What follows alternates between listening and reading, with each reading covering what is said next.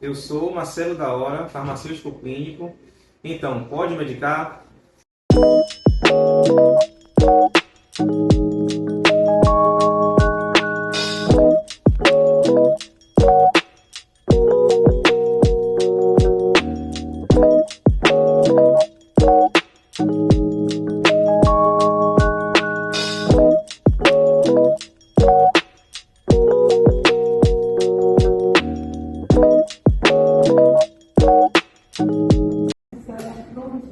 Sejam bem-vindos ao podcast Pode Medicar.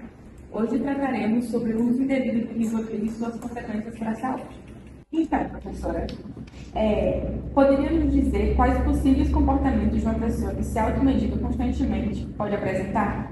Então, a gente precisa entender algumas coisas, né? Principalmente partindo de estudantes. Normalmente são pessoas que estão muito conectadas na internet, então elas vão buscar essas informações de novo porque no tio Google, né? Ou nas redes sociais, ou os digital influencers, ou os amigos que já estão utilizando aquela medicação por algumas instâncias.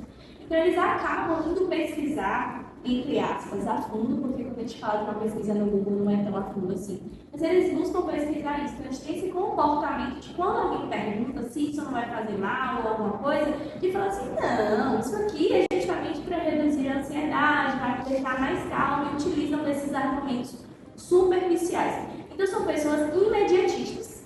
Na maioria das vezes elas não vão buscar um profissional porque elas acham que ou aquela situação não é tão grave assim, e aí um automedicamento, como a gente acaba utilizando remédios para dor de cabeça, né, vai paliativar, ou elas pensam diferente, que não é nada demais. E como não é nada demais, eu também não preciso buscar um especialista.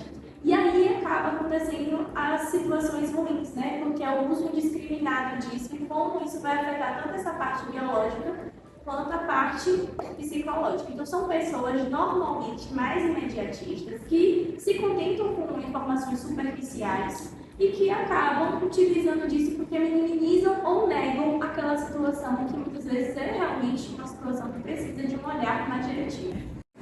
Bom dia, professora. Bom dia. Seja bem-vindo ao nosso Pode Medicar, ao nosso podcast. Obrigada a você pelo convite. Professora, poderia nos explicar como o Rivotril afeta o funcionamento do sistema nervoso central?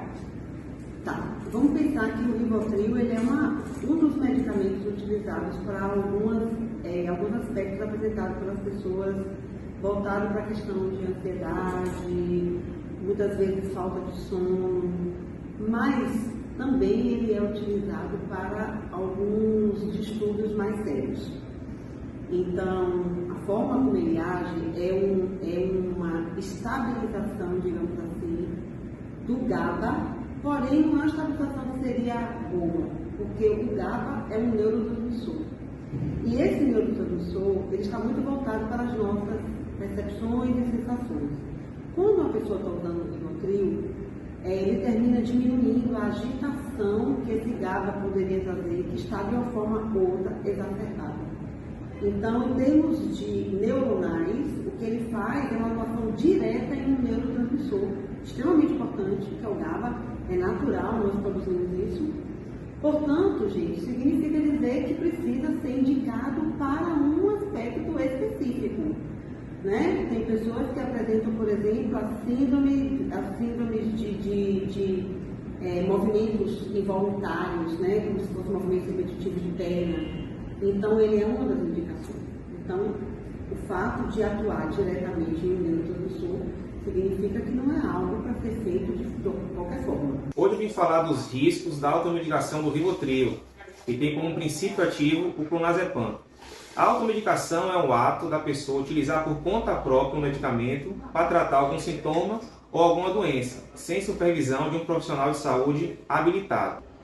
O Rivotril ele é um ansiolítico e ele tem algumas indicações clínicas, como transtorno de ansiedade generalizada, transtorno de ansiedade social.